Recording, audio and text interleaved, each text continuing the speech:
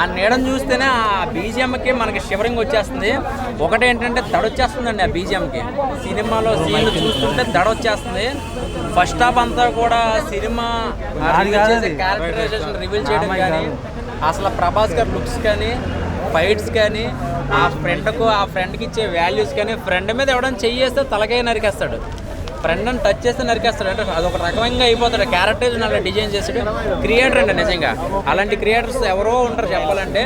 రాజమౌళి గారు, మన ప్రశాంత్ నీల్ గారు. అసలు మనకి ఎక్కడ సస్పెన్స్ వదిలేసాడంటే సినిమా చూస్తే మాకు అర్థమైపోతుంది. ఎమ్మటే డైరెక్ట్గా బార్కి వెళ్ళిపోయి ఎందుకురా ఇలా సస్పెన్స్ వదిలేంటే ఏం జరుగుతుంది, మళ్ళీ ఎప్పుడు వస్తుంది, మళ్ళీ అది వెయిటింగ్. ఆ వెయిటింగ్లో మళ్ళీ ఒక 2 సంవత్సరాలు ఆగాల్సి వస్తుంది మా సినిమా కోసం. సినిమాలో అసలు విజువల్స్గా అసలు చూస్తుంటే అసలు పిచ్చెక్కిపోతుంది అనమాట. ఎందుకంటే మనకి హాలీవుడ్ మూవీ చూస్తున్నామా, కోలీవుడ్ మూవీ చేస్తున్నాం, అన్ని కలగమూలగం కలిపేశాడండి. అసలు ఆ గన్స్ కానీ, ఆ ఫైట్స్ కానీ అసలు నెక్స్ట్ లెవెల్ చెప్పాలంటే. అంటే హీరోయిన్ క్యారెక్టరైజేషన్ అయితే మాత్రం చాలా బ్రహ్మాండంగా ఉంది. ఒక స్టోరీని రివీల్ చేయడానికి అసలు ఏం జరుగుతుంది చూసి వాళ్ళకి అర్థం కావడానికి తన మధ్యలో వాయిస్ ఓవర్ అనేది బాగా ఇచ్చింది. అంటే తన చెప్పుద్ది మనకు అర్థమయ్యేలాగా. బట్ నేను ఎక్కువ స్టోరీ మీకు రివీల్ చేయకుండా ఒకటే చెప్తున్నాను, సినిమా అయితే మాత్రం థియేటర్ సరిపోండి. అంటే దాన్ని బట్టి మీరు అర్థం చేసుకోండి ఏ రేంజ్కి వెళ్ళిపోయింది. థియేటర్ సరిపో. నాకు తెలిసి హైదరాబాద్లో థియేటర్స్ 1 గంటకి షో పడితే ఎక్కడో ఊరికి ఒక షో పడుతుంది ఏ సినిమాకైనా.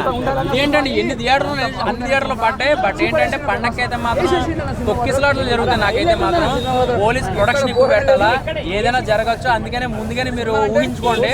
మామూలుగా బ్లాక్ బస్టర్ కాదు. ప్రభాస్ గారిని మళ్ళీ ఇలాంటి లుక్ మళ్ళీ ఎప్పుడు చూడరు కూడా. ఆ లుక్స్ కానీ, ఆ ఫైట్లు కానీ సీట్లోంచి లెగిసిపోతామే మనం. ఏవోటే చెప్తున్నా, చేతులు బిగబెట్టి చూస్తారండి సినిమా. ఆ ఆర్ఆర్ అలా ఉంది, చంపేశాడు అసలు చెప్పాలంటే. అంత బ్రహ్మాండంగా ఉంది. ఇంకొకటి ఏంటంటే నేను చెప్తున్నాను కదా, ఒక కుర్చీ కోసం వేట పార్ట్ 2లో ఉంటుంది. నేను చెప్పినట్టే వస్తాడు ఇంకో ప్రభాస్. అది ఓవరాల్ రేటింగ్ అసలు ఇంతలా చెప్పాక రేటింగ్ గురించి ఎలా మాట్లాడతారు? 5 ఇచ్చేస్తాను నేను. అది బ్రహ్మాండంగా ఉంది. అసలు